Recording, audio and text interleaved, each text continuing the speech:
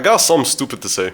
I swear, Overwatch and especially Overwatch 2 went through the most insane community switch up ever in perceived complexity. Before 100 coaches spawned out of nowhere in the early seasons of Overwatch 2, everyone oversimplified the game. Or rather, we just didn't really know how to play it en masse. Everyone was either shooting or healing tank, blaming teammates, then you're queuing. And now everyone's been so angle-pilled that you have hitscans in gold treating a King's Row game like the Battle of Badr. And overcomplicating their roles so much, they finish a game on 2k damage. So you know what I'm gonna do? I'm gonna explain every role's job and optimal playstyle in 10 minutes. Ready? Let's go. First off, main tank. Generally, it's these guys. You're the big guy on the front and you soak up visual aggro. When we say visual aggro, we're talking about the psychological form of pressure. You know how pressure forces cooldowns in space and all that? Like, for example, shooting Genji makes him deflect. But a Widow just looking at him will also make him deflect. Pressure without any bullets. That's visual aggro. That's what your role has in abundance. You go in very fast and aggressively, and that scares people. You eat up pressure with your mitigation, and in a lot of cases you force point or main. Of course, you can very easily go in too fast and too aggressively and just get melted.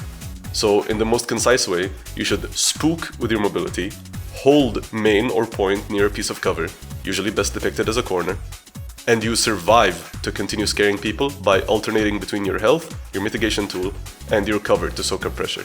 You need to use all three in good balance. Off tanks are, generally, these guys. Where main tank forces space with their presence, you aid someone else to force space. In 6v6, that's your main tank. In 5v5, it's confused a lot of people. The first interpretation people got was that every tank is now a main tank, given the health, sustain, and mitigation buffs across the board when Overwatch 2 launched. But that's not exactly it. Although someone like D.Va has such a devastating frontline presence that she does play like a main tank most of the time now, she's still optimally played as the classic off-tank, especially in patches where her power is shifted away from damage and into Matrix. And evidently, the off-tank role still exists. So who is the main tank here? Well, it's whoever is most aggressive on your team. Take a look at this team comp and tell me who the main tank would be. Your instincts may just follow the health pool and tell you it's Zarya. But actually, the main tank here is the least tanky character. It's that Tracer. Because in a coordinated team, the Zarya bubble Tracer going in fast and aggressive is the exact kind of visual aggro that a main tank utilizes to get their team in. And it sets up Zarya, the off-tank, to have a much better follow-up with the charge Tracer likely gave her by taking so much pressure with the bubble, allowing Zarya to contest the space comfortably. Off-tank is intuitively harder than main tank, like skill floor I mean, so the fast explanation is a little more complicated. Alas, you mitigate for your DPS that go in, or mitigate for yourself to go in. And instead of forcing point or main necessarily, you force angles with your own presence or your DPSs. And you crucially support your aggressive DPS in their endeavors. Their damage is your pressure. You hit scans deal damage. So much damage. You are the main pressure tool, generally speaking. In the vast majority of team comps, you are the biggest contributor to the tank duel. People call your role the easiest role in the game for a reason. Here's what you do, besides, aim train. Position yourself for your effective range, behind a nice piece of cover, have LOS with one of your supports, and shoot tank. A lot. And shoot anyone that tries to take an angle. Don't rush them, shoot them. They don't need to die, they just need to fuck off or lose a cooldown. And as soon as there isn't a Genji or Tracer or Echo there to shoot anymore, you're back to shooting tank. Stat watching and stat farming is bad, but if there's a stat that matters here, you, the hit scan, should have the most damage in the team. In most cases. And cherry on top, if your character counters any enemy character, then position yourself to annoy them specifically. Typically this is just Cassidy sitting next to Ana to kill the Tracer that flanks her, or get her away from Ana at least. Or kill the Winston, or the Genji, or literally anyone with mobility, but fuck Cass! The scummest of the scum. You're someone that destroys families. You're someone that destroys the people's livelihood. You're someone that takes a father away from their mother. The flex DPS is the DPS that isn't the hit scan. Naturally, this makes the role harder to define, especially since it can literally include Soldier 76 if his other DPS in that match is more hit scanny.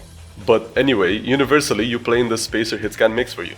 Some heroes demand space aggressively, some hold defensive space, most utilize the already gained space by setting up value spikes like flanks, and or contest an angle retake attempt.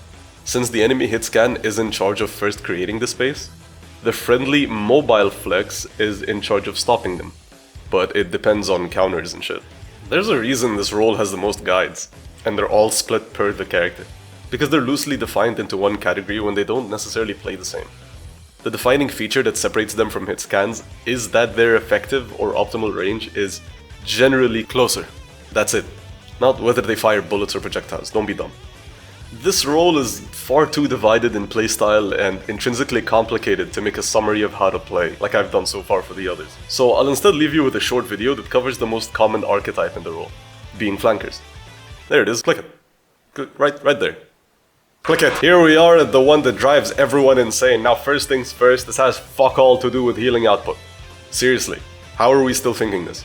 And honestly, there is no 100% consistent criteria to define this role. We've all tried. That said, the non-garbage throw picks in this role are these. And luckily they do share a similarity.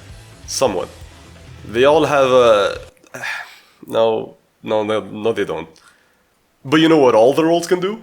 They can all hit that subscribe button, baby. Oh yeah, that's what I'm talking about. Fuck that button, hell yeah.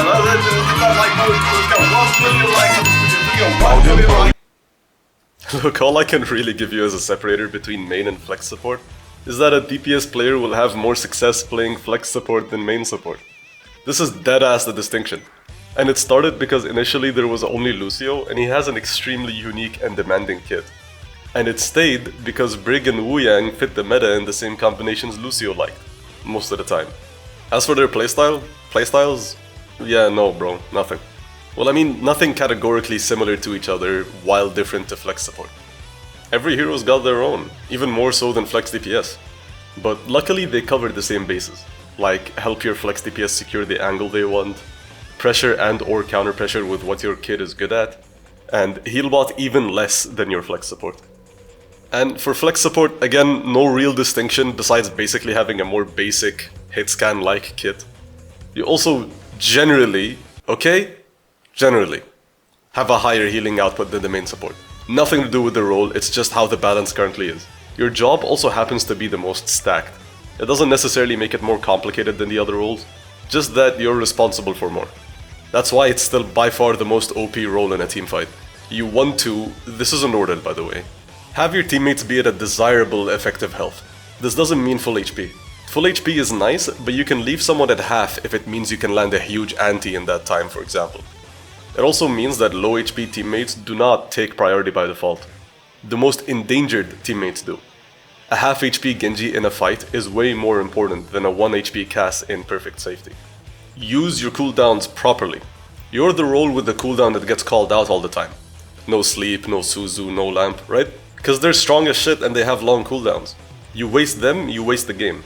Refrain from heal botting. To bounce off point number 1, my team just takes way too much damage is a dogshit excuse. 2 Ana shots on an enemy Sojourn that forces her to take cover and stop shooting is way more effective healing on your Ryan than 5 shots on that same Ryan. And be a prize. You should be the hardest and most sought after kill on your team. You should be far back and or safe enough and cautious enough to really demand hard work from the enemy to kill you. A lot of fights are decided the moment one team's flex support dies. Alright, cool? Not too guidey, more like just information. I just got sick of seeing hitscan players wasting time flanking because they've been convinced that shooting tank equals throwing. That's the only reason I made this. Hope you enjoyed. Salam.